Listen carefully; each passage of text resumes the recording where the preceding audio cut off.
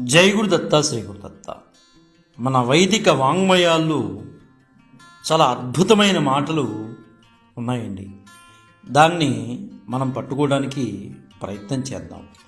వాటి గురించి పూర్తి అవగాహన తెచ్చుకుని మనం ముందుకెళ్ళినట్లయితే పూర్తి జ్ఞానం అనేది మనం పొందగలుగుతాం. అయితే మన వైదిక వాంగ్మయాల్లో స్పష్టంగా చెప్పేది నేను ఆత్మను అనే భావన చాలా స్పష్టంగా చెప్పబడుతోంది. ఈ విషయాన్ని అక్కడక్కడ అన్ని గ్రంథాల్లో కూడా మనం చూస్తూనే ఉంటాం. ముఖ్యంగా మన సనాతన ధర్మంలో మాట్లాడేది నేను ఆత్మను. దీని గురించి ఒక అద్భుతమైన శ్లోకం ఒకటి ఉందండి మన వాంగ్మయంలో. దాని గురించి మనం తెలుసుకున్నాం. దేహో దేవాలయ ప్రోక్తో జీవో దేవ సనాతనః చజేదజ్ఞాన నిర్మాల్యం సోహం భావేన పూజయేత్. దేహో దేవాలయ ప్రోక్తో జీవో దేవ సనాతనః చజేదజ్ఞాన నిర్మాల్యం సోహం భావేన పూజయేత్. చాలా చక్కగా మన వాంగ్మయాలు మనకు తెలియజేస్తున్నాయండి. ఏమని తెలియజేస్తున్నాయి?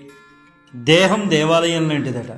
అందువలన దేహాన్ని పరిశుభ్రంగా ఉంచుకోవడం కాదండి, ఆ దేహానికి సంబంధించినటువంటి మనస్సును కూడా పరిశుభ్రంగా ఉంచుకోవాలి. మనం పరిశుభ్రంగా వెళ్ళి దేవాలయాలకి ముక్కోటి ఏకాదశి అనగానే ఉదయం లేచి స్నానం చేసి వెళ్తాం, బాగానే ఉంది. నీ మనస్సును పరిశుభ్రంగా ఉంచుకోకపోతే నువ్వు దేవాలయానికి వెళ్ళిన ఒకటి, వెళ్ళకపోయినా ఒకటి.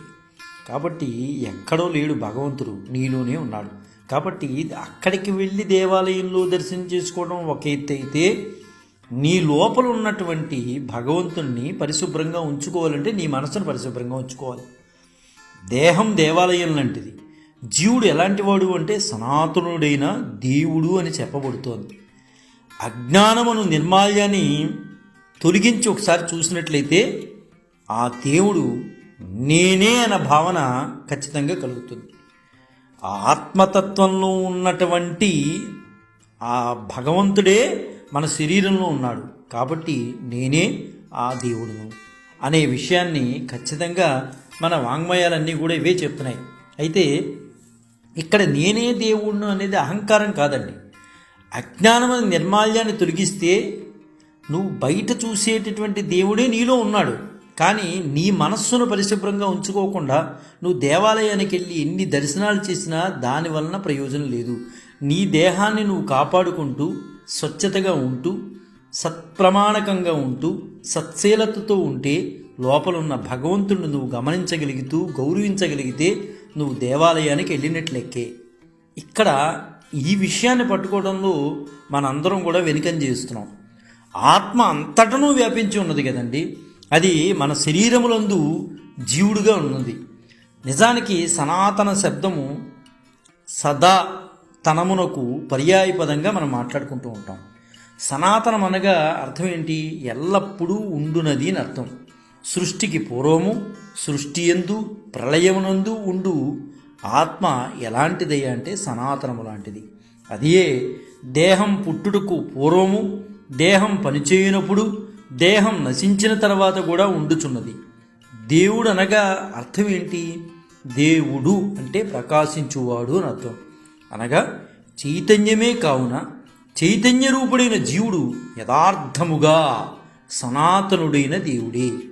దేవుని ఆలయముగా అనగా నివాస స్థానము ఏంటి? దేవాలయం. దేవుడు ఎక్కడ ఉంటాడు అంటే సర్వాంతర్యామి.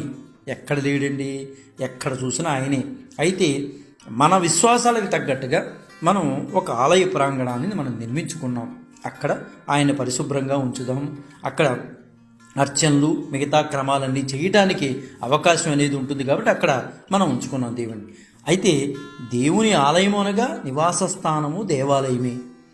జీవుని రూపంలో ఉన్న ఆత్మదేవునికి ఆలయం ఏంటి అంటే ఈ శరీరమే దేవాలయం. కాబట్టి మన శరీరాన్ని పరిశుభ్రంగా ఉంచుకోవడం ఎంత ఎత్తో మన మనస్సును కూడా చెత్త విషయాలకి దూరంగా ఉండటం అనేది చాలా ముఖ్యమైన విషయం.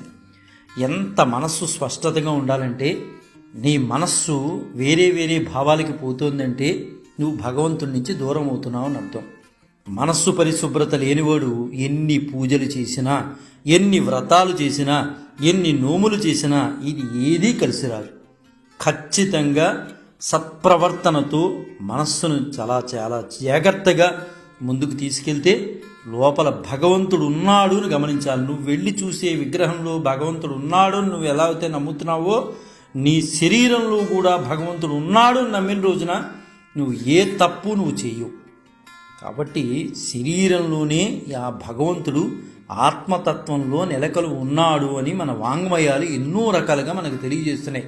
అయితే దీన్ని పట్టుకోవడంలో మనమే పట్టుకోలేకపోతున్నాం. ఎందువలన అంటే సరైన అర్థార్థాలు బయటికి రాకపోవడం వలన మనం దాన్ని నిజంగా పట్టుకోలేకపోతున్నాం. దేహో దేవాలయ ప్రోక్తో జీవో దేవ సనాతన చజేద జ్ఞాన నిర్మాల్యం సోహం భావేన పూజయేత్. జై గురుదత్త, శ్రీ గురుదత్త, శ్రీపాద శ్రీవల్లభ చరణదాసుడు, మానికొండ రాజశేఖర శర్మ, రాజమహేంద్రుడు. స్వస్తి.